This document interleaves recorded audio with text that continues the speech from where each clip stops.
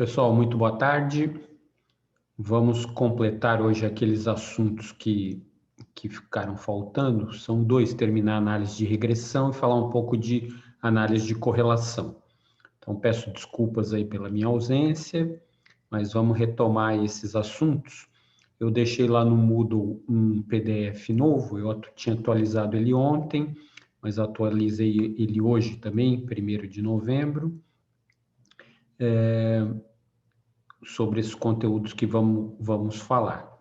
E vamos recordar um pouquinho do que falamos semana passada. Deixa eu compartilhar aqui com vocês.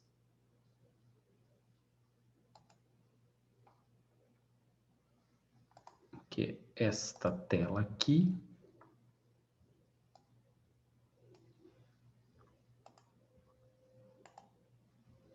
Então, olha só. Nós vimos que existem aqueles dois tipos de experimentos, os não estruturados, aonde se aplica a análise de variância, e os estruturados, aonde se aplica a análise de regressão.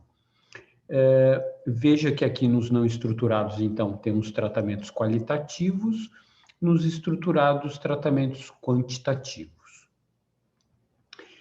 Experimentos estruturados típicos são esses de dose e resposta, onde você intensifica a dose, por exemplo, da densidade, você vai aumentando a densidade e vai vendo o efeito desse aumento sobre a variável resposta. E um outro exemplo aqui seria a temperatura. Então, para esses experimentos, nós vamos usar a análise de regressão. E do que trata a análise de regressão? Nada mais é do que estabelecer uma relação matemática entre as variáveis analisadas, que no caso são os tratamentos, e a variável resposta. Ué, por que foi para trás? O importante no modelo de regressão é que deve haver uma relação, portanto, de dependência. A variável resposta, ela supõe-se que ela depende dos tratamentos, né? Então, nós vamos aumentar a dose dos tratamentos e vamos entender que a variável resposta, por ser dependente deles, vai mostrar algum tipo de variação. Então, é fundamental que haja essa relação de dependência da variável chamada dependente com os tratamentos que são chamados de variável independente. E essa relação, portanto, de dependência, ela vai ser representada através de um modelo matemático, e isso é que se chama regressão, encontrar o modelo matemático que estabeleça essa relação. Na regressão simples, existem apenas duas variáveis, que são a variável dependente e a variável independente, e, portanto, se chama regressão simples, porque só existem duas variáveis.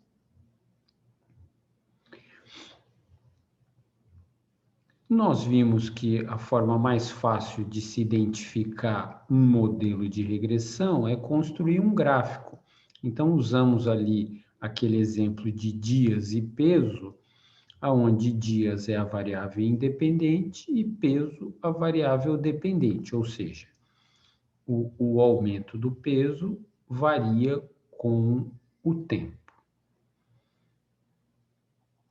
E quando a gente fala em regressão linear simples, é porque o modelo que vai relacionar essas duas variáveis, a variável dependente y e a variável independente x, é o modelo linear, representado por uma reta. Vejam que existem diversos tipos de modelos, né? E aqui, como nós estamos numa introdução ao assunto, vamos falar do modelo linear simples. Para encontrar esse modelo linear, nós vimos que existem essas duas equações aqui que vão nos calcular o coeficiente B e o coeficiente A de uma reta de regressão.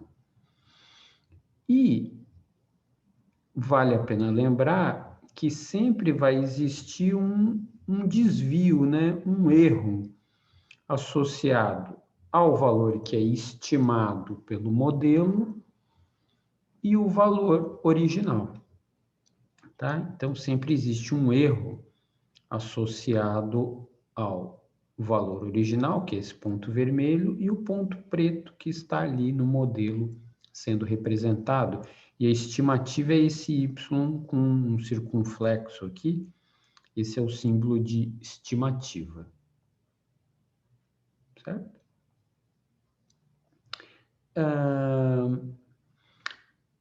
O método que usa aquelas fórmulas ali é chamado de método dos mínimos quadrados, muito famoso em estatística, que faz com que aquela reta ela passe pela menor distância simultânea de todos os pontos, tá?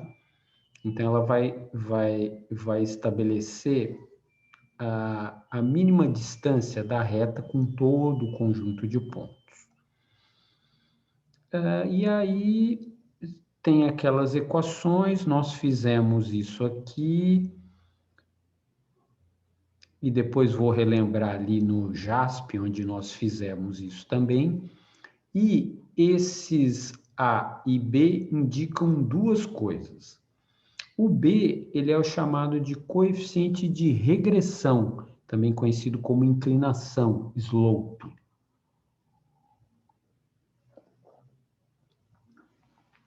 E ele é importante porque ele representa a taxa média de variação de Y por unidade de X. No nosso exemplo ali anterior, o valor de B seria uma taxa de variação de peso diária. Veja que se a taxa for positiva, é porque, no caso, nesse exemplo do peso, os animais estão ganhando um peso em média. E se o B for negativo, os animais estão perdendo peso em média com o passar do tempo. E um caso importante para se analisar é justamente esse terceiro aqui, que ao variar a variável independente, a variável dependente permanece igual. Ou seja, se isso aqui acontece, não existe regressão, porque não existe dependência.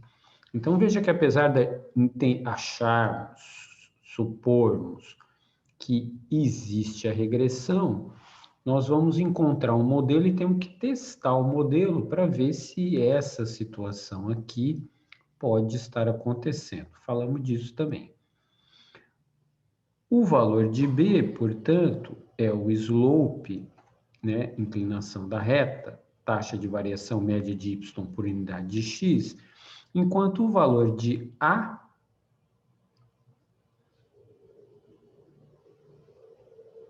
que é a estimativa do alfa, ele é o ponto onde a reta encosta no y, ou seja, é o valor de y quando x é zero. Tá? Então, nós temos os coeficientes A e B que são calculados no modelo de regressão linear simples. E, como eu falei para vocês, pode ser que a tendência geral de um número muito grande de amostragens fosse essa aqui, uma tendência geral de não regressão, né? Veja que os pontos eles não variam como um todo. Mas pode ser que a gente, nessa nossa amostragem, tenhamos pego exatamente aqueles valores que mostram uma tendência de aumento. Então, nós temos que testar se essa condição representada pela linha verde está acontecendo, que seria a tendência real, né? Então, como que a gente verifica, depois de encontrar um modelo de regressão, como que nós vamos identificar se ele é um modelo válido? A primeira coisa a fazer é verificar se existe inclinação, ou seja, se o B é diferente de zero. Veja que um b diferente de zero pode ser maior, pode ser menor que zero, e ele vai dizer que existe algum tipo de variação do y em função de x. Então, quando isso aqui acontece, existe regressão. Depois temos que entender se essa regressão ela é de fato representativa, que é o outro passo que a gente tem que fazer. Então, olha só. Então, como verificar isso aqui? Fazendo um teste para testar a hipótese de que beta é igual a zero. Se beta for igual a zero, essa situação aqui é a que vai estar acontecendo, ou seja, se considerarmos beta igual a zero, não vamos usar o modelo de regressão linear, porque não existe dependência, já que o y não variou. Então, nesse caso aqui, nós poderíamos dizer que os tratamentos tiveram o mesmo efeito, já que eles não alteraram a variável resposta. Tá? Para testar isso aqui, nós vimos que fazemos uma análise de variância usando a variação de y, e a variação de y vai ser representada pelo modelo, que era aquela linha preta do slide anterior, e a distância do modelo com os pontos vermelhos, que é o erro, tá? E isso aqui vai testar se b é igual a zero, e se aceitar, não tem regressão, e se rejeitar, existe regressão. A outra pergunta que se faz é, e a representatividade do modelo?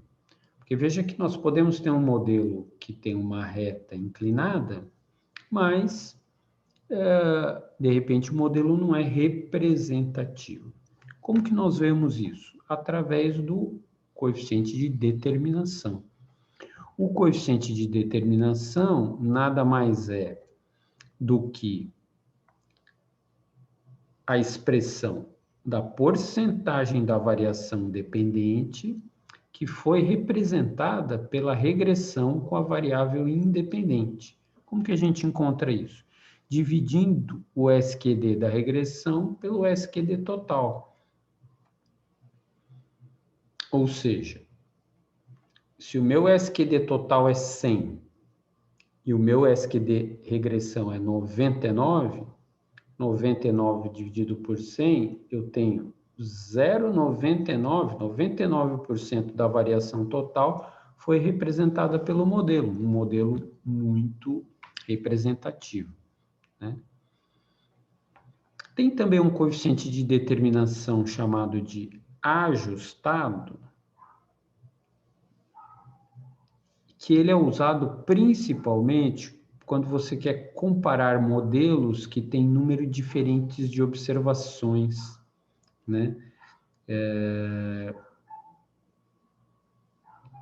Então, no nosso caso aqui, a gente não vai usar, porque só temos um modelo, mas é bom saber que existe um R quadrado ajustado.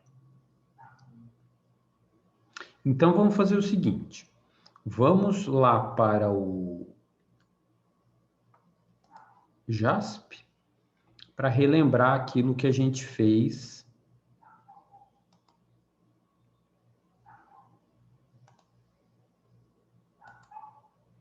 nas semanas aí para trás.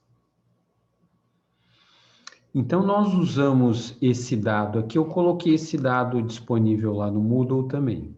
Então, nós temos aqui um experimento com densidades de estocagem do Pimelotus maculatus, e aqui o LT, o comprimento para o mês de maio, comprimento para o mês de junho, comprimento até setembro, e o respectivo peso, que é o WT desses meses. E aqui as 3 repetições para cada um dos tratamentos, que eram 4 tratamentos. Aqui no JASP, a gente entra aqui no modelo de regressão, pedimos a regressão linear, ele vai abrir uma janela que nós já vimos. Deixa eu até apagar aqui, que eu estava vendo alguma coisa antes. E vamos começar de novo. Então, vamos entrar aqui no modelo de regressão e vamos escolher quais são as variáveis que queremos que ele encontre a regressão. A variável dependente, vou fazer primeiro aqui com comprimento no mês de maio. E a variável independente, ele chama de covariável. Curioso, cada programa chama de um jeito, né? Mas essa covariável aqui é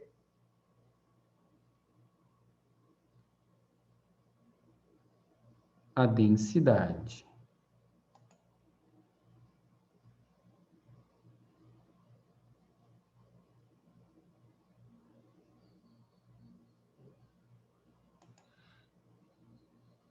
Deixa eu voltar aqui para os dados originais.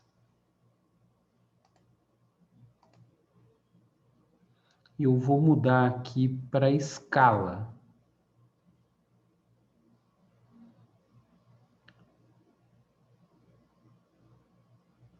Porque veja que isso aqui é um dado escalar, né? É aquele dado que ele é igual aos outros, ele pode assumir qualquer valor dentro de um grupo.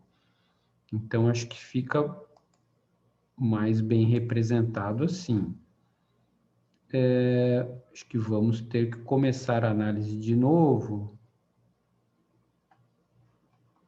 Então, deixa eu fechar aqui. Isso. E análise de regressão linear. Vou colocar aqui a variável dependente e a densidade como covariável. E aqui nós temos os resultados, ó.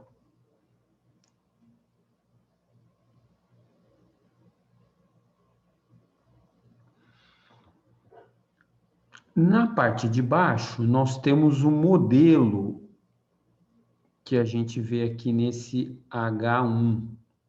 Então, o intercept é o valor de A e esse densidade aqui é o valor de B, que está associado ao X.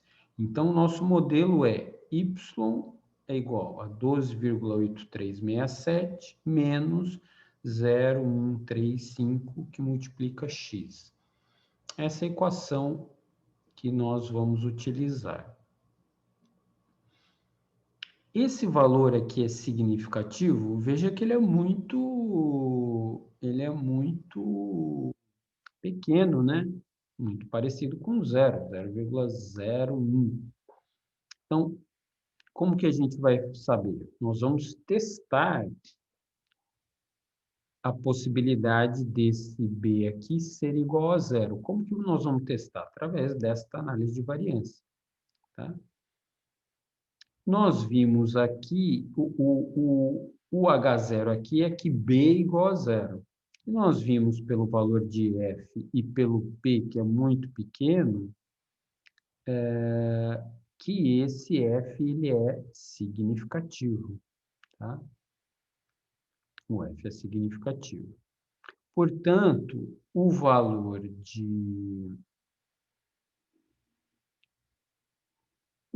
de B, nós temos que rejeitar a hipótese de que H0 é verdadeiro e vamos dizer que esse modelo, sim, existe um modelo, né? Existe a inclinação. E quão representativa é essa inclinação? A gente verifica isso aqui no R quadrado. Tá? O R quadrado diz que é 0,8723, ou seja, 87,23% da variação total de Y está representada pelo modelo, que é um bom modelo, portanto, né? Se a gente quiser visualizar isso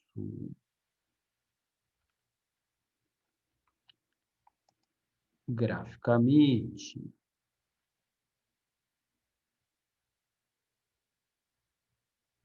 Por que ele não faz aqui o valor?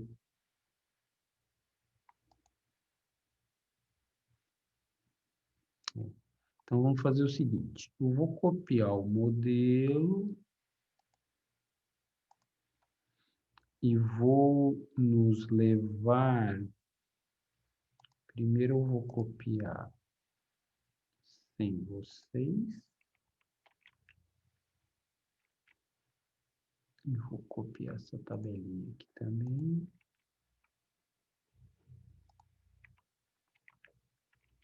E agora vamos ali migrar para o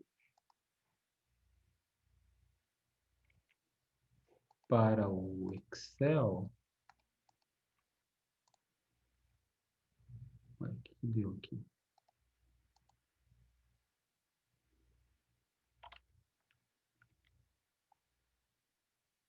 Só um minutinho.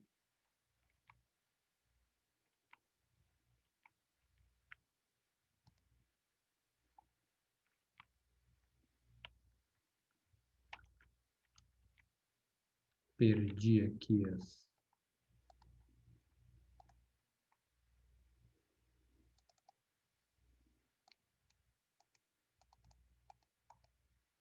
os controles.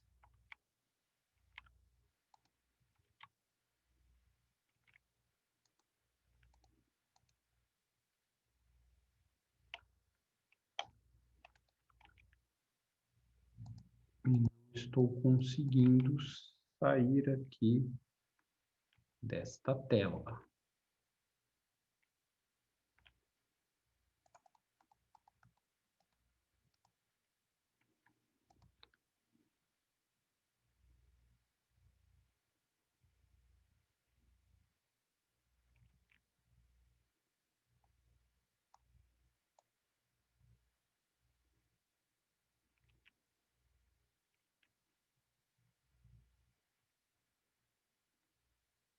Agora sim. Muito bem. Então, vamos aqui para o Excel para que a gente consiga ver esse gráfico, né? O que nós fizemos foi isso aqui, ó. A regressão entre densidade e o LT do mês de maio. Eu vou pedir para o Excel inserir um gráfico de dispersão XY com esses dados que nós acabamos de analisar. E vou clicar aqui com o botão direito nos valores do gráfico. Eu vou pedir para ele adicionar uma linha de tendência linear e vou pedir também para ele mostrar a equação e o R quadrado nesse gráfico, que é o que ele fez ali. E vou colocar aqui do lado.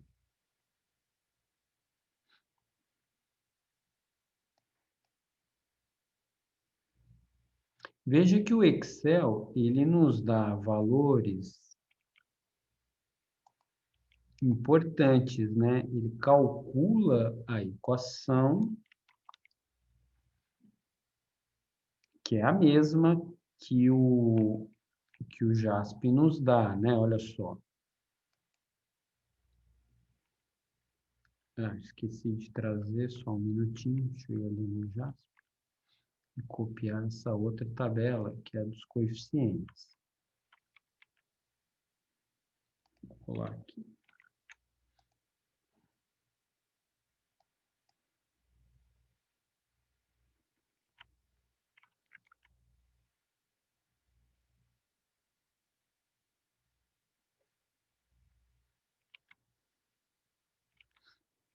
Ele colou errado aqui, né?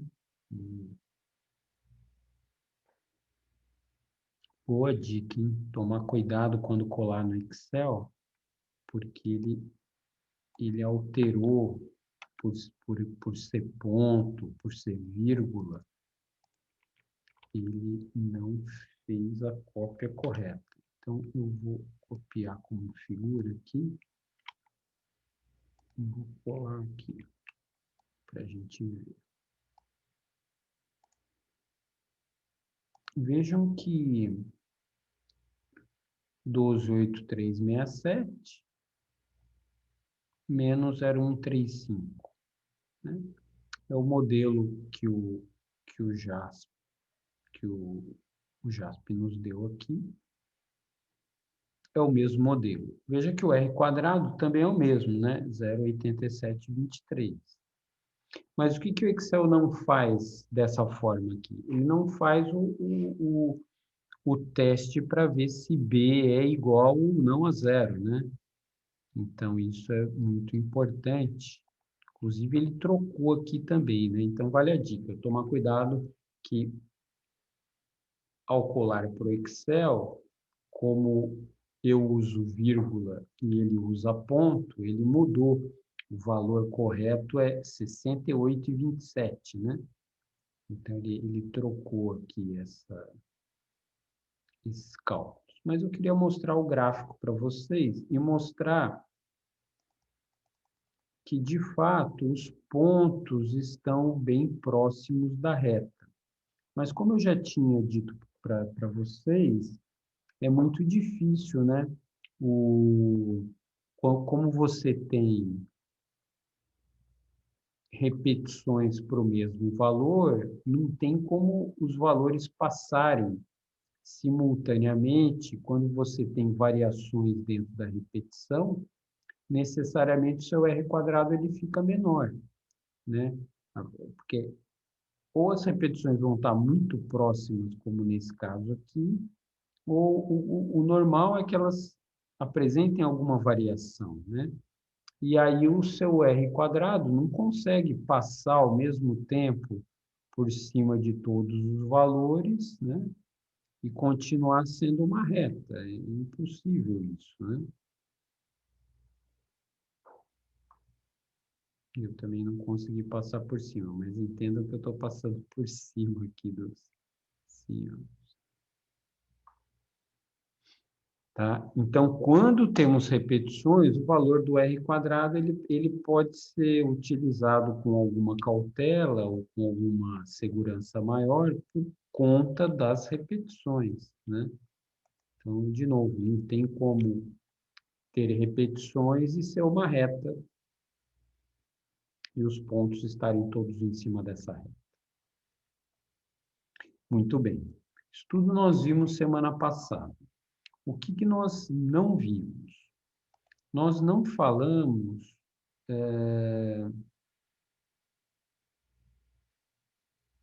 de alguns.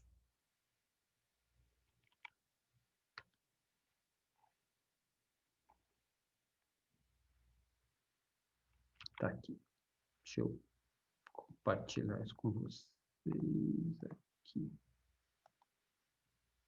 Olha só, de alguns pressupostos para análise de regressão. Bom, primeira coisa importante. A principal questão relacionada a isso é se nós queremos aplicar testes aos modelos de regressão. Não esse teste que fizemos agora, que esse é um teste padrão, mas quando eu quero, por exemplo, comparar um modelo com outro modelo, que é o teste talvez mais usado. Então, quando a gente quer comparar modelos de regressão, esses pressupostos são realmente mais importantes. Mas também existe aquela mesma condição de a análise de regressão ser robusta para desvios de alguns desses pressupostos que eu vou mostrar para vocês.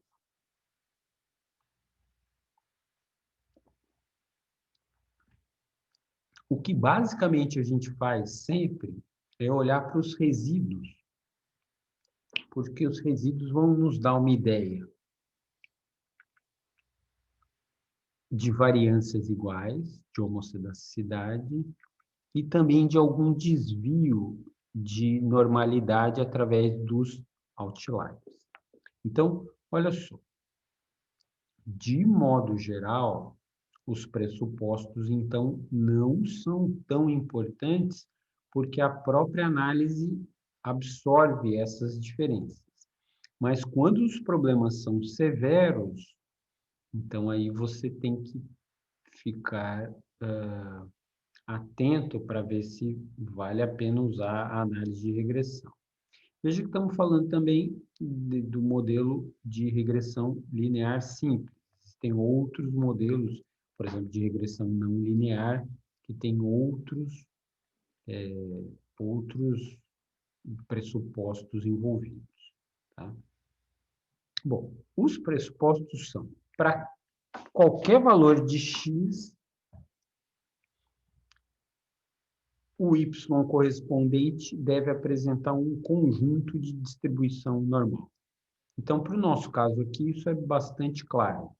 Então, nós teríamos lá o x, que é o nosso tratamento, e o y, que é a resposta desses tratamentos, com distribuição normal. Então, mais ou menos o que a gente já tinha na análise de variância. Cada tratamento tem que apresentar distribuição normal. A ideia aqui é a mesma.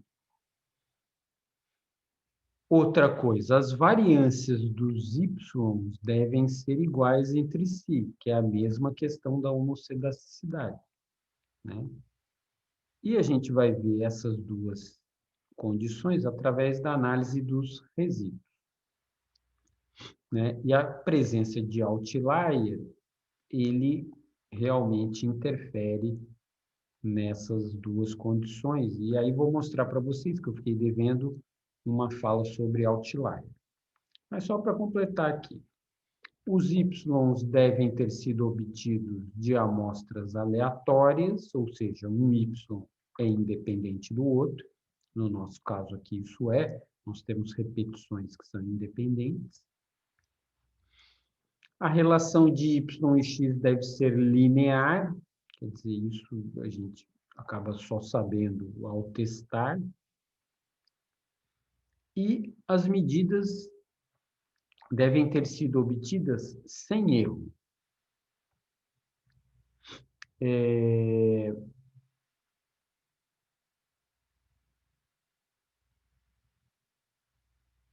As medidas de y, né?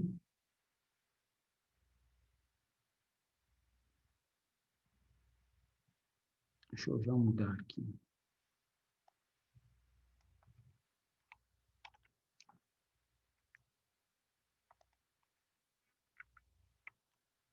As medidas de y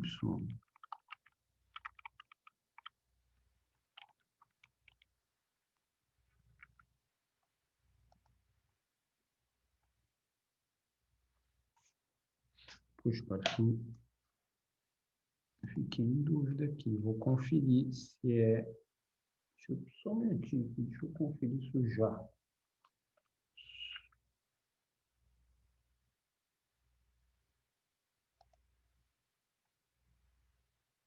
fazer uma pausinha aqui. De fato, é o x. Para o nosso caso aqui não se aplica, porque o x ele é fixo, né? Mas em casos gerais, onde o x é medido de outra forma, por exemplo, quando eu estou relacionando temperatura do ar com temperatura da água, né? Então, estou medindo o x também. Então, isso aqui é o x mesmo. As medidas de x foram obtidas sem erro. Mas isso é impossível você ter uma medida sem erro nenhum, né? Então, é um pressuposto que você não consegue aplicar e de maneira geral, assume-se que esse erro é insignificante, né? E não se pensa muito nisso. O que nos interessa essencialmente é essa questão dos outliers e da análise dos resíduos. E vou falar dos outliers para vocês agora. Olha só. Não existe uma maneira absoluta de se definir o que é um outlier, o que é um valor extremo, mas existe um método que é muito usado, que fala o seguinte, ó. Um outlier, ele é um valor que está 1,5 vezes acima ou abaixo. Veja que tem uma linha pontilhada aqui que mostra que acima disso nós temos outliers e também 1,5 vezes para baixo tem os outliers. O valor de H. Quem que é o valor de H? É o valor que contém dentro de um conjunto ordenado, nós teríamos, esse aqui é o menor, nós teríamos 25% dos dados. Então, olha só, desde o menor valor até aqui, essa primeira base, nós temos 25% dos dados. Isso aqui é o famoso gráfico box plot. Ele tenta mostrar para nós a distribuição das frequências das observações em intervalos de 25%. Então, que são os quartis que a gente chama. Então, tem o primeiro quartil, que é de 0 a 25%. Então, as observações elas têm que estar em ordem, né? Crescente ou decrescente.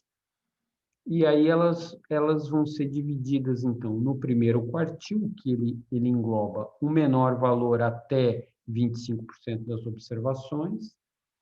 Depois nós temos de 25 até os outros 25, que dá 50%. Portanto, essa linha aqui é a linha do valor mediano, é a mediana da distribuição. Depois nós temos o outro quartil que está aqui, que é os outros 25%, e o último quartil, que vai daqui até o último valor extremo, que tem os outros 25% da distribuição. Veja que aqui tem uma diferenciação entre o que é o outlier, que seria 1,5 vezes essa distância aqui, e quando pensamos em 3 vezes a distância, teríamos um valor ainda muito maior que o outlier. Seria o valor extremo. Tá? Eu preparei aqui uns gráficos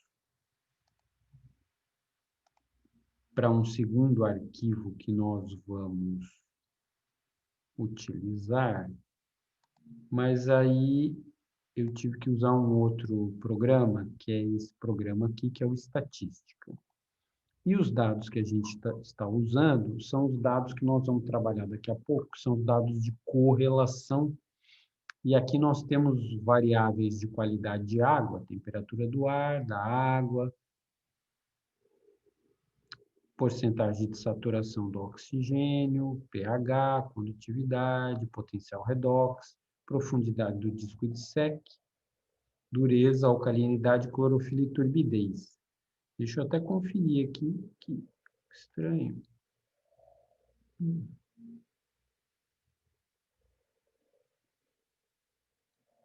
No meu arquivo original, tinha também o oxigênio em miligramas por litro.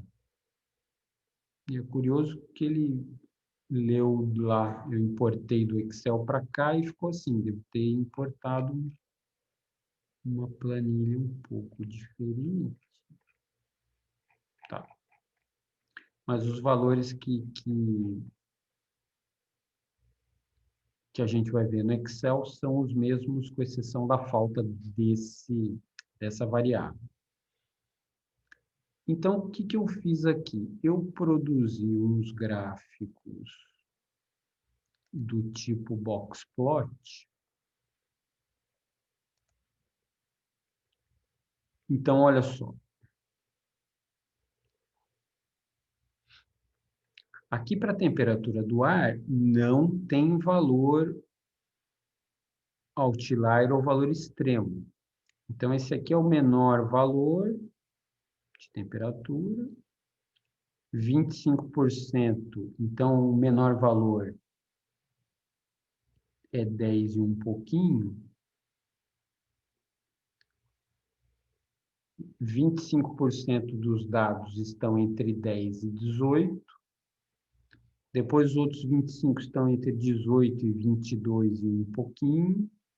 Então, o valor mediano é esse 22 e um pouquinho. Daqui até aqui, até o 26, nós temos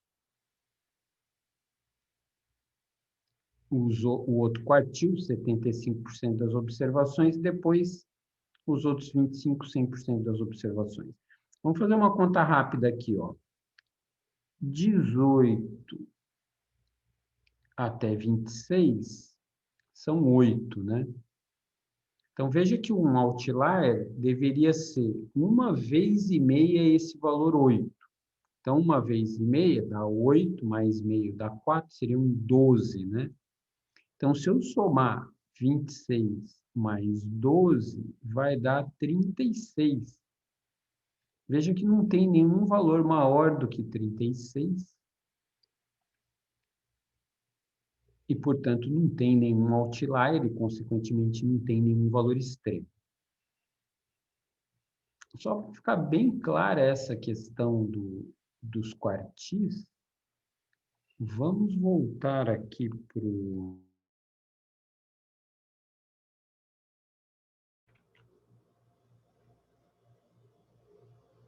Vamos voltar aqui para o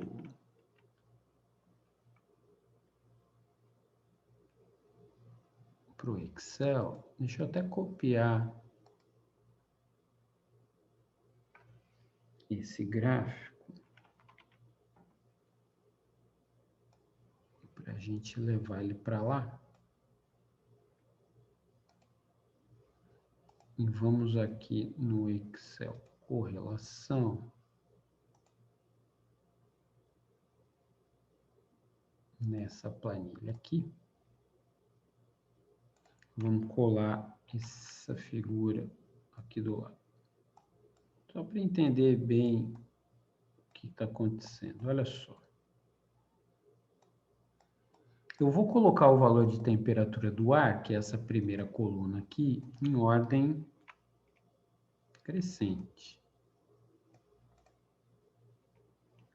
Então, para isso, a gente vem aqui e pede para pôr em ordem crescente. Veja que o menor valor é 10,3, né? Que é mais ou menos aqui. Nós temos no total 62 observações. Então, se a gente dividir 62 por 4, para ter 4 quartis, então 15,5 eu vou colocar 16 valores, porque não tem como fazer exatamente como computador, mas 16 valores no primeiro quartil, 16 no segundo, 16 no terceiro e um pouquinho menos no quarto. Então, olha só, vou selecionar aqui.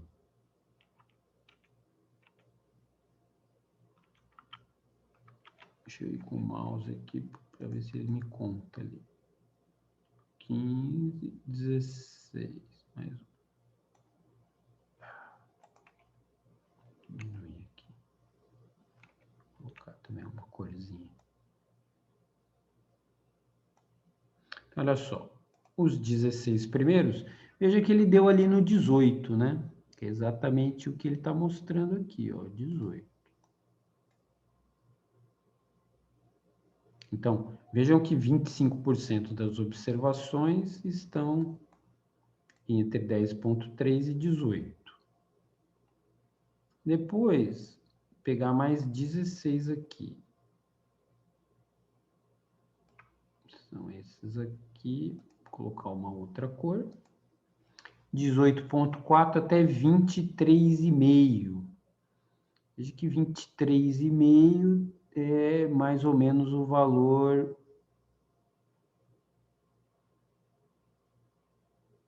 mediano, né?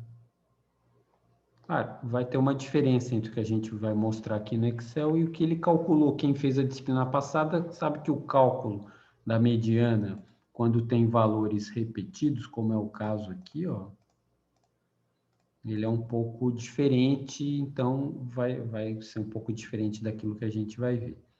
Mas, de todo modo, nós temos esses 16 valores aqui. Vou pegar os outros 16. Melhor com o mouse, porque ele me mostra 16 aqui. Vou colocar uma outra cor qualquer. E veja que 26,7. Ele ficou um pouquinho para baixo aqui também.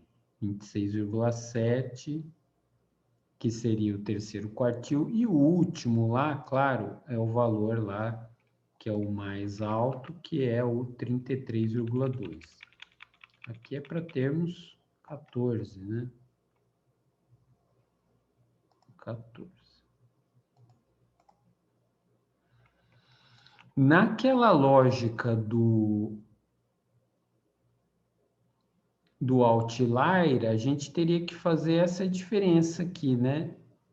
Desse valor, do limite superior aqui, e até esse limite inferior desse retângulo central, que tem entre 25% e 75% das observações. Ou seja, nesse nosso exemplo aqui, seriam esse valor aqui menos esse valor aqui, né? Tá? Esse aqui, o valor superior daquele retângulo e esse aqui, o valor inferior do retângulo. Vamos fazer essa subtração aqui. Seria esse menos aquele ali. Esse, né?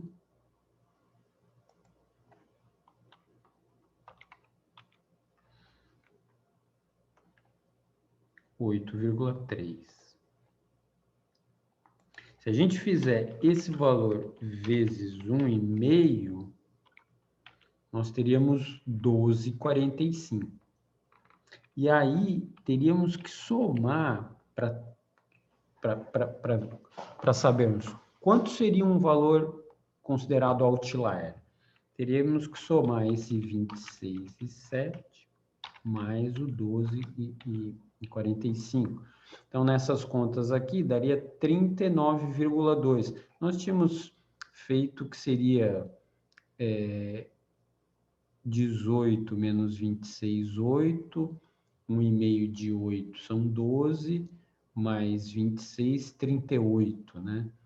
Veja que de forma nenhuma haveria outlier. Já que estamos aqui, vamos aplicar essa mesma lógica para os dados de condutividade. Olha só, na condutividade, vou colocar ela em ordem crescente. Então, olha só, vou pegar aqueles primeiros 16, vou pegar os próximos 16,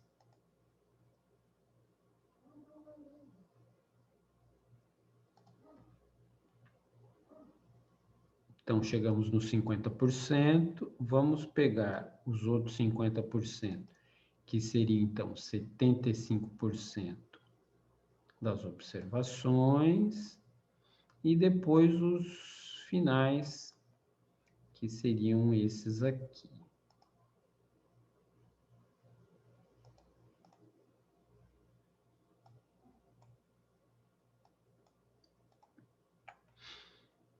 E, de novo, né? Para sabermos qual valor seria considerado outlier ou valor extremo, teria que calcular aquele H, né? Lembra que o H é essa distância daqui, né? daqui até aqui. Isso aqui é o valor de H. Que basicamente seria esse valor aqui, 39, menos esse outro aqui. Na verdade, o H, ele está aqui, nessa faixa. Vou botar uma bordinha aqui. Esse aqui seria o nosso intervalo de H, que nessa conta que nós fizemos, que deve ser diferente da do computador, mas nos dá aqui 12,7, esse valor H. Se a gente multiplicar 1,5 e depois 3, para sabermos 1,5, isso seriam outliers.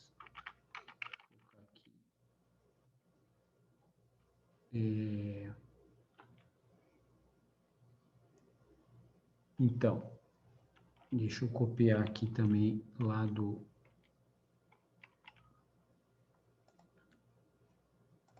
Deixa eu copiar esta figura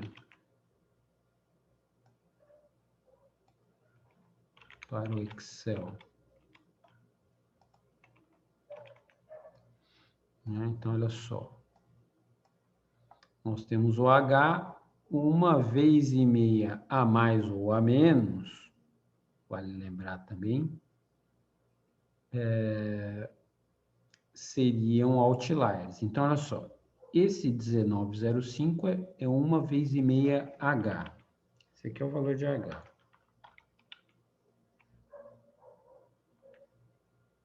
Esse aqui é o valor de H, 1,5 e 3 vezes. E esse aqui é o valor 3 vezes isso. O outlier seriam valores 39 mais 19,05 para os outliers superiores. E valores extremos para valores superiores seria 39 mais 38,1, 77. Vamos ver se tem esses valores aqui, ó. Olha só.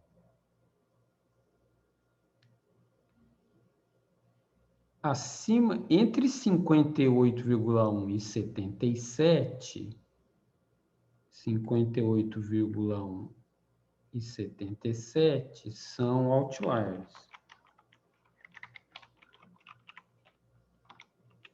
Então, aqui a gente, dessa forma, aqui detectamos só um.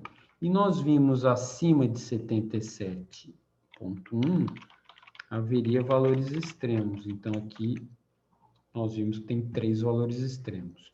Se formos aplicar essa mesma lógica,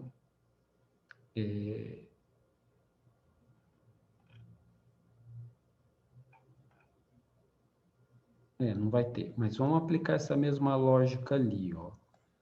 Vou copiar o valor de H aqui.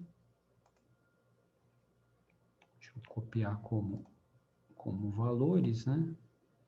E nós vamos fazer o seguinte. Esse valor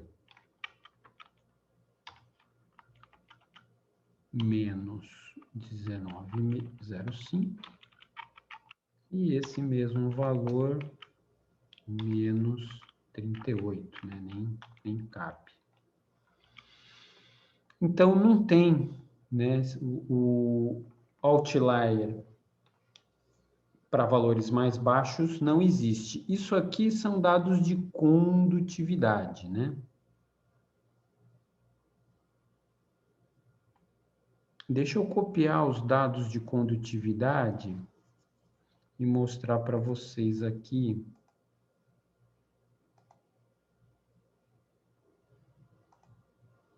Condutividade, são esses aqui.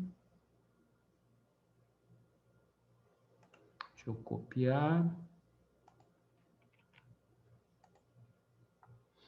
Colar como imagem.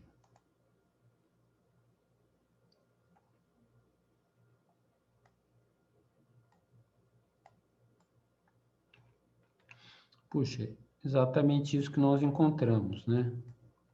Olha só.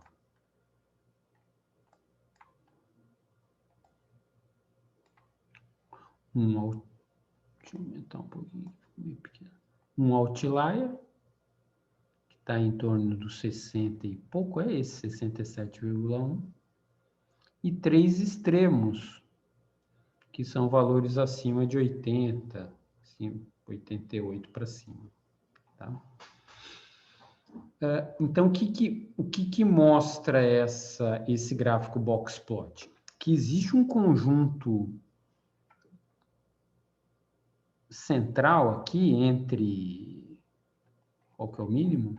Entre 14 e 50 e pouco, 55, que eles estão relativamente próximos. Mas tem alguns, né, valores, são 4 valores aqui que são, então, outliers e valores extremos. Tá? Naquele conjunto de dados que a gente vai trabalhar ainda,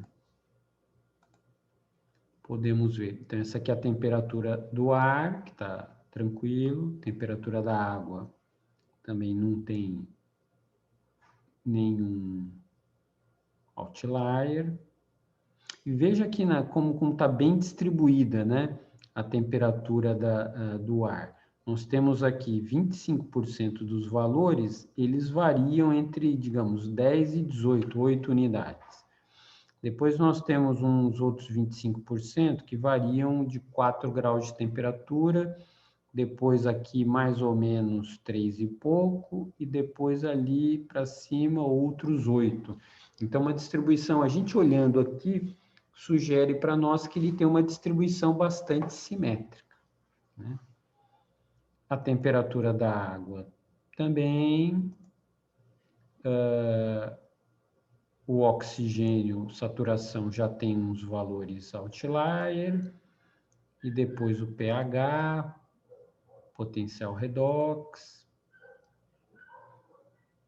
Então, os gráficos box plot, aqui que legal, tem um valor outlier para menos, que a gente sempre pensa que outlier é para mais, né? Ah, não, outlier é sempre um valor muito grande, mas pode ser um valor muito pequeno também, ser um outlier. Tá? Então, um valor extremo aqui de alcalinidade. Algumas coisas muito estranhas, assim, provavelmente são erros de digitação, né? Então, você tem um conjunto muito grande aqui, todo mundo acima de 12, e aparece um valor 4. Então, isso aqui a gente pode depois dar uma olhada para ver se não houve erro de digitação. Olha só, esse exemplo de clorofila é muito legal. Veja que a clorofila é uma medida que se tem indireta de saber quanto fitoplâncton está presente na água, né? Então, quanto mais clorofila, mais fitoplâncton. E a gente vê aqui que, na maior parte das vezes, houve uma quantidade muito pequena de clorofila, né? Em torno de 10 miligramas por litro. Mas que houve alguns picos, né? Chegaram a 140 miligramas por litro, e aí você tem esses valores extremos e também outliers. Então, a distribuição da clorofila é uma coisa bastante assimétrica, né? Com aqueles valores extremos bastante presentes. E aqui a turbidez, também com um padrão de outliers e valores extremos. Apresentados aí para vocês. Tá certo?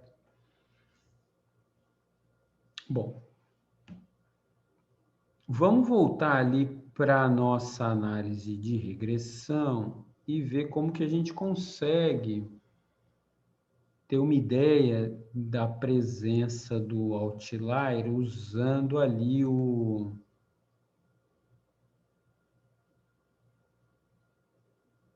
próprio programa.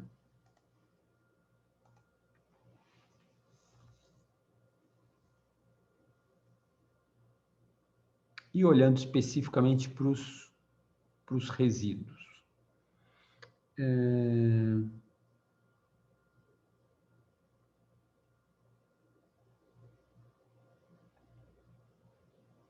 Então, vou selecionar aqui os resíduos. E ele vai colocar aqui embaixo esses valores para nós. O que ele está mostrando ali? Foi.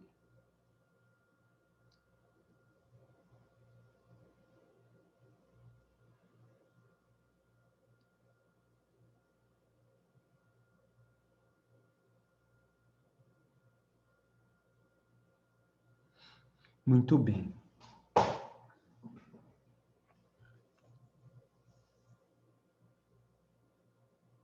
Bom, da onde surgem os resíduos? Os resíduos, vocês lembram no slide lá atrás, ele vem da diferença entre o valor estimado e o valor observado. Estimado pelo modelo e o valor observado. Então, para isso, vamos copiar aqui essa tabelinha. Vou copiar dessa forma aqui. E vamos voltar lá para o Excel.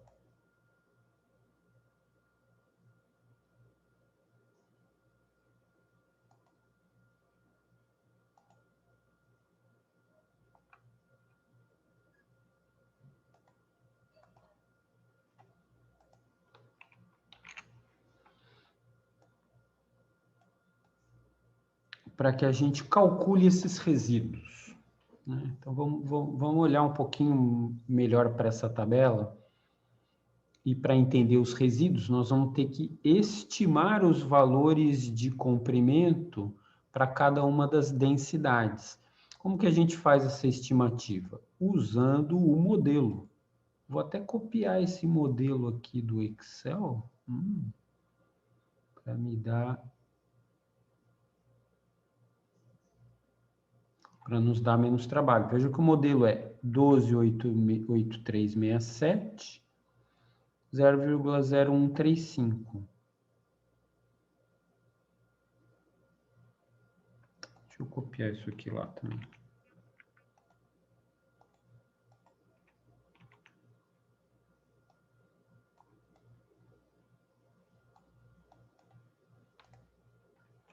Eu vou escrever assim, L estimativa do LT.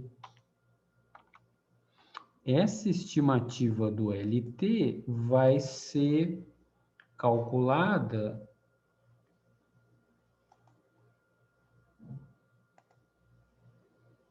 pelo modelo que nós encontramos. Ver se eu consigo colar isso aqui. Opa, consegue. E vou usar 8367 para ficar igualzinho. Olha só o modelo aqui. Qual que é o modelo dessa equação linear? 12.8367, que é o intercept, menos, deixa eu colocar do jeito que eu sempre apresento assim, 12.8367 menos o B. Porque o B é negativo, né? 0,0135x. Vejam aqui que o B tem que ser negativo, né? Ó, é uma reta descendente. Tomem cuidado também, que eu acho que já falei isso para vocês, que aqui, por conta da escala, veja que os valores estão variando de 10,8 até 12,4, uma variação muito pequena. Então, o ideal é sempre que possível a gente começar a escala no zero.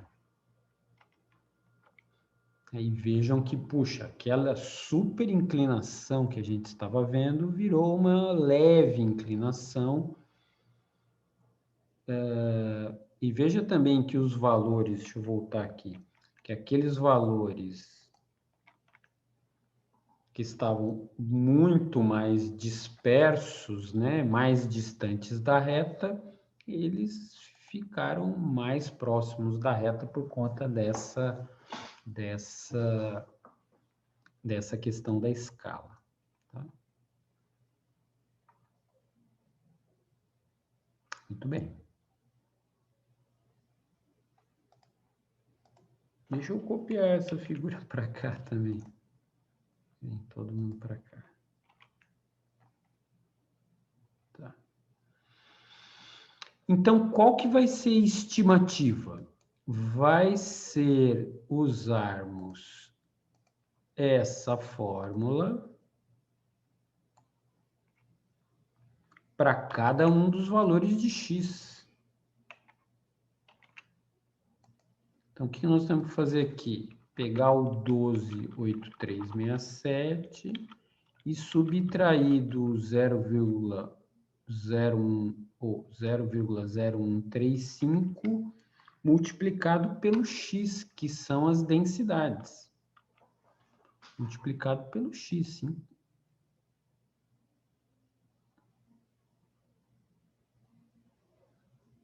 Temos um erro na fórmula a seguir. Qual erro?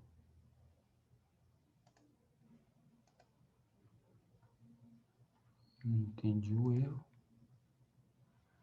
Vamos mudar aqui. Vezes 50. Então, olha só. O valor observado é 12,2, o estimado é 12,16 para essa repetição. Para a repetição de baixo, claro, todos serão iguais, né? Porque é sempre 50. Então, esse valor aqui é a estimativa para as 3 repetições. Para o 75, também o valor vai ser o mesmo, porque a única coisa que varia é o x, e o x é o mesmo, porque nós temos repetições. Então, esses aqui serão os valores estimados. Tá?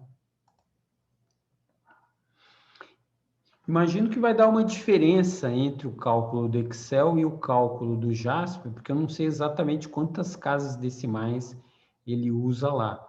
Mas a diferença entre um valor e outro, também não sei se ele está fazendo estimativa. Bom, vou tentar aqui, vou pegar esse menos esse. Vamos ter que colocar umas casas decimais a mais, né? Para vermos alguma coisa.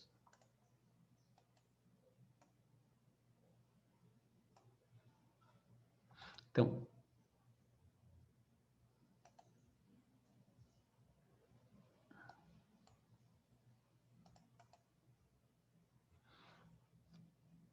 esse aqui é o resíduo.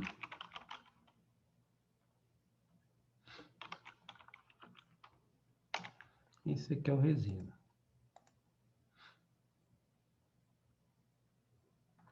Vamos colocar aqui mínimo, máximo. Vamos procurar aqui qual que é o valor mínimo e o valor máximo aqui dentro.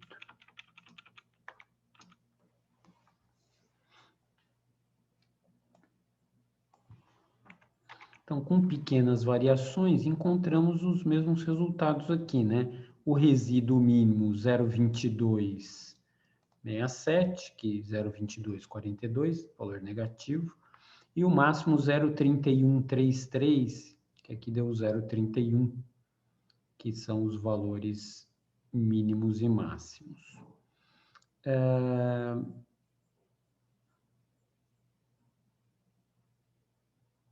Mais uma coisa mais importante que olhar apenas para os resíduos, a gente deve também olhar para os resíduos padronizados.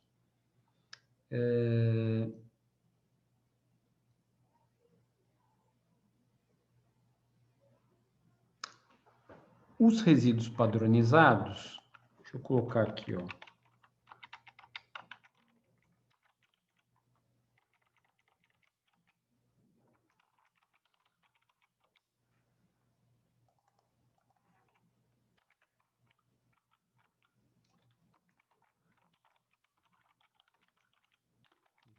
Padronizados.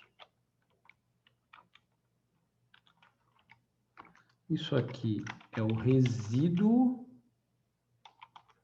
dividido pela raiz do quadrado médio do erro.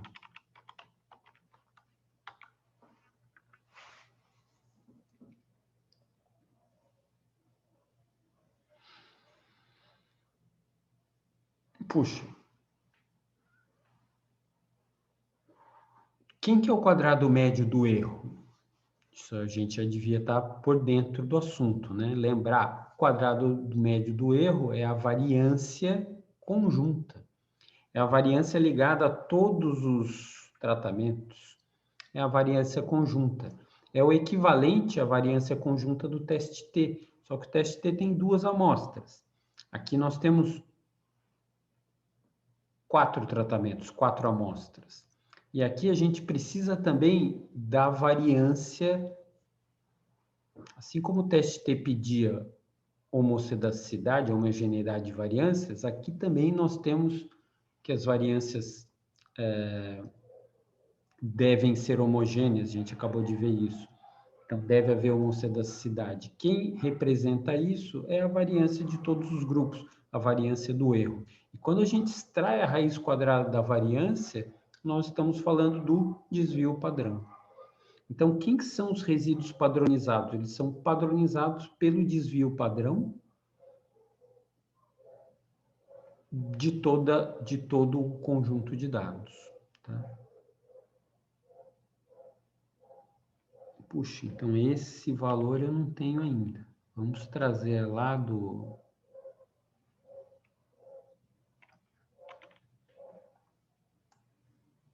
quadro da análise de variância. Deixa eu voltar aqui com vocês.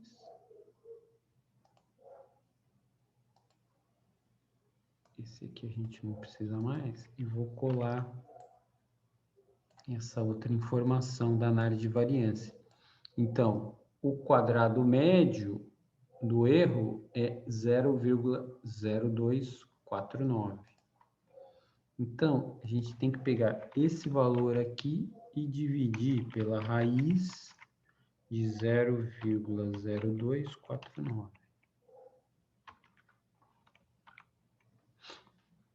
0,0249.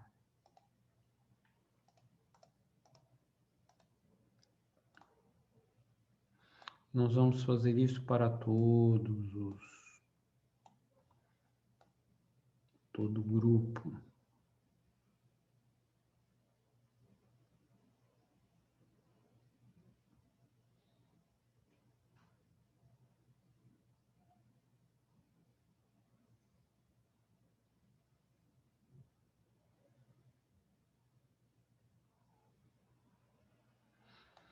E vamos encontrar também o valor máximo e o valor mínimo aqui.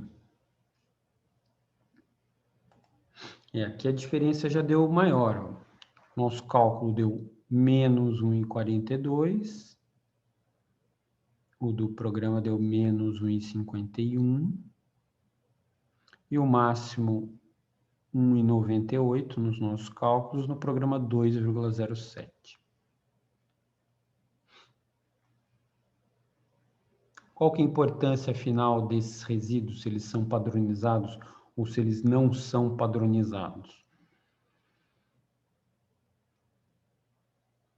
Vamos voltar lá para o JASP.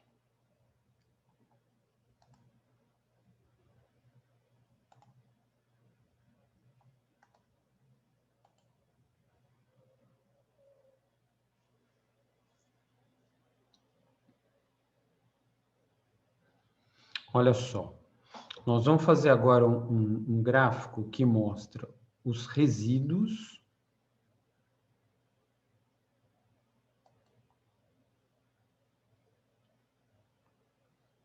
para cada um dos valores de x, que ele chama de covariate, para as densidades.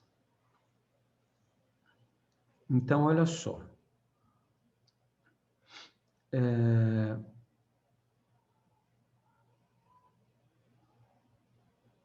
Os valores estão relativamente bem distribuídos, e o que nos interessa é esses resíduos estandardizados. Se vocês lembram quando a gente fala da distribuição normal,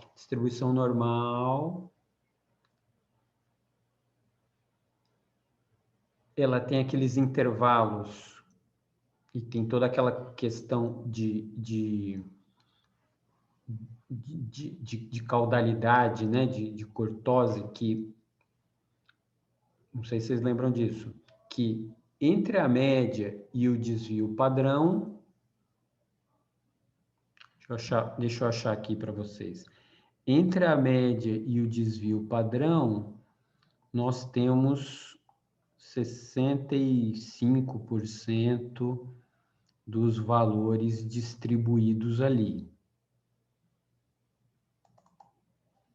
Vou pegar o slide aqui, que eu já mostro para vocês. Entre média e 2 vezes o desvio padrão, são em torno de 95% das observações, eles estão nessa faixa. E depois, nós temos que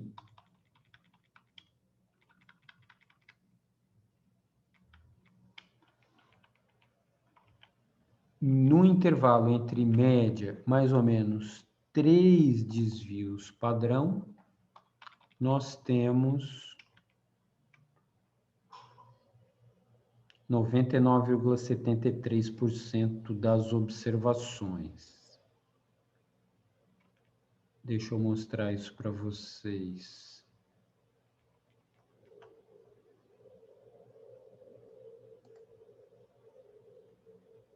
Olha só. Isso aqui, né? Então, nós temos no intervalo entre média e 1 vez desvio, 68,27. 2 vezes, 95,44. 3 vezes, 99,73. Esse 1, 2, 3 está representado aqui pelos desvios, desculpe, pelos resíduos. Esse aqui, ó, 1, 2, o 3 ele não mostrou, né? Então, se a gente tiver valores acima de 3 ou menos 3, então, claramente, eles estão muito fora, mas muito fora mesmo, daquele grupo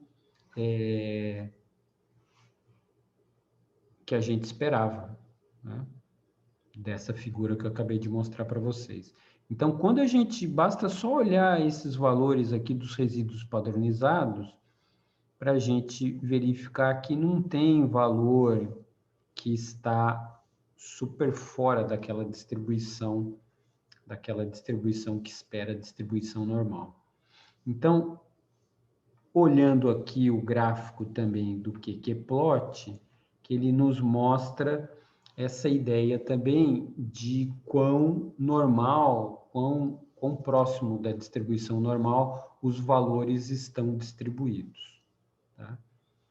Então, nesse caso nosso, podemos estar tranquilos, porque os y apresentam distribuição normal, a variância, vou mostrar uma figura para vocês,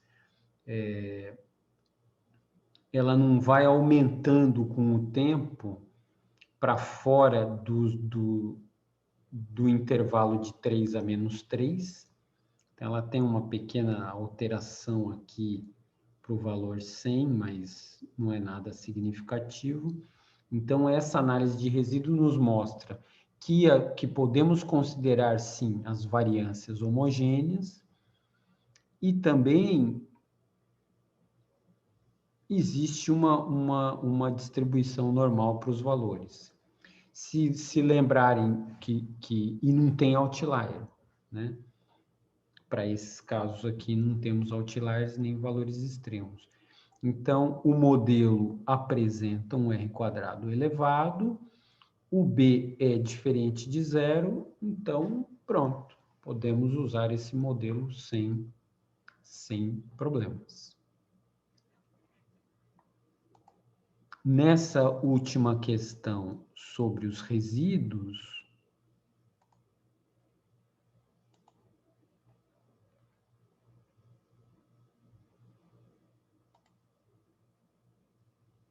vejam que isso aqui não aconteceu. Essa aqui é a tendência geral de haver homocedaticidade. Então, dentro de uma faixa de 3 a menos 3, os resíduos estarão distribuídos ali dentro ao longo do eixo X. Tá? Quando a gente tem resíduos crescentes e sempre crescentes, como mostra aqui a figura B, isso mostra que as variâncias não são homogêneas. Esse exemplo aqui, ele diz que existe um erro no cálculo, porque não podemos ter resíduos que vão aumentando continuamente. E nesse caso, que tem uma curva importante,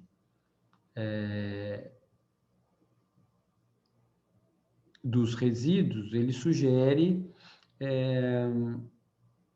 que o modelo linear, né, ele não descreve corretamente os resultados e que talvez um modelo curvilinear, portanto, não linear, pudesse responder melhor a essa situação. Tá? Então, olha só. Vamos lá para revisar. Temos a questão da dependência e independência. Então, primeiro de tudo, os nossos tratamentos são quantitativos. Tratamentos quantitativos vão aplicar análise de variância, análise de regressão. Tratamentos quantitativos vão aplicar análise de regressão. Para análise de regressão, deve haver dependência do Y com relação aos tratamentos. Isso é o que a gente supõe, né? Claro, se você tem uma variável resposta, é porque os seus tratamentos vão influenciar a variável resposta. Mas, vamos fazer essa análise. Encontramos um modelo e depois nós vamos avaliar se existe mesmo inclinação, né? Se existe mesmo inclinação e, portanto, existe regressão ou se casualmente chegamos à conclusão que não existe regressão. Veja que se não existe regressão, você não apresenta o modelo. Tem que falar no trabalho, ó, não teve regressão, houve regressão e pronto, né? Não houve regressão. Veja que quando não houve regressão, significa o quê? Que os tratamentos não influenciaram a variável resposta. Né? Caso haja regressão, então nós vamos testar se há regressão através dessa análise de variância, que usa o modelo, né, para que a análise seja feita, e depois tem a representatividade do modelo que vem pelo coeficiente de determinação. E para estarmos muito seguros que isso tudo acontece, quer dizer, que está bem dimensionado, temos um B diferente de zero, temos um bom coeficiente de determinação, precisamos também avaliar os resíduos e a questão dos outliers, que estão todas juntas aqui na análise do resíduo. Né? Então, se os resíduos forem os resíduos padronizados ultrapassarem lá 3 ou menos 3, nós vamos ter uma condição de outlier e também de falta de homocedasticidade. Tá? Então, teríamos que olhar aqui bem para os resíduos para ter ideia disso. Beleza? Agora, para terminar esse assunto, existem também análises de regressão não paramétricas, que não usam pressupostos, né? E existe essa condição também, que teria que avaliar se seria o caso. E para considerações detalhadas sobre a questão da análise de regressão linear simples, eu sugiro consultar esse livro aqui, tem um capítulo bem legal que fala sobre a regressão linear, depois um outro capítulo que fala sobre comparação de modelos de regressão linear, e isso amplia, então, o conhecimento de vocês. Lembra que eu falei tempos atrás, que regressão seria uma outra disciplina, né? Então, aqui é uma breve introdução ao assunto para vocês saberem. Beleza? Bom, a pergunta que fica é, puxa, antes disso, lembrar o seguinte, ó. Mesmo que a gente encontre uma dependência matemática do y com relação ao x, nós não podemos assumir automaticamente que existe uma relação biológica de causa e efeito. Então, isso é super importante. Essa relação biológica de causa e efeito, ela deve vir do seu conhecimento, do conhecimento da teoria, do conhecimento biológico, e não apenas no fato de haver uma regressão, né? A gente pode relacionar, sei lá, o número de turistas, não, número de berbigões na praia com o número de carros na beira-mar. E aí vai encontrar uma regressão super alta, né? E coisas que não tem nada a ver. Então, fundamental. Então, você, mesmo que encontre um bom modelo de regressão, esse modelo tem que ter um significado biológico para que ele possa ser plenamente utilizado. Lembrar que o modelo nada mais é do que uma linha, né, matemática que passou pelos pontos, pela menor distância entre os pontos, e se ele representa alguma coisa biológica ou não, quem tem que dizer isso é você, a teoria que você leu ou a teoria que você vai propor, né? Mas apenas ficar de braço dado com o número não é esse a lógica da questão. E lembrar que existem, então, modelos lineares, que é esse que a gente viu, e modelos de curvas, né? Parábolas, hipérbolas, tem infinitos modelos que dá para se embrenhar bastante nesse campo. Tá? Muito bem. Então, de regressão, era isso que eu tinha para falar para vocês. Agora,